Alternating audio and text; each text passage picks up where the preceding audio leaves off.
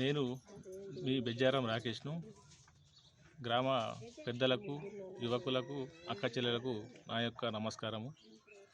యువత రాజకీయాల్లోకి రావాలనే ఉద్దేశంతో ఒక యువకునైన నేను మన గ్రామానికి సేవ చేయాలని బీఆర్ఎస్ అభ్యర్థిగా నేను ముందుకొచ్చాను. మన గ్రామంలో ఉన్నటువంటి విద్య, వైద్యం, మౌలిక వసతులపైన ఖచ్చితంగా నేను సేవ చేయడానికి ఉన్నాను. అదేవిధంగా మన గ్రామంలో ఉన్నటువంటి అన్ని ప్రభుత్వ పథకాలు అర్హులైన అందరికీ అందేలాగా నేను చూసుకుంటాను. గ్రామంలో ఉన్న ప్రధాన సమస్యలైనటువంటి తాగునీటి పైన, తర్వాత మురికి కాలువలపైన, వీధి దీపాలపైన నేను ప్రత్యేక శ్రద్ధ చూపుతానని అనుకుంటున్నాను.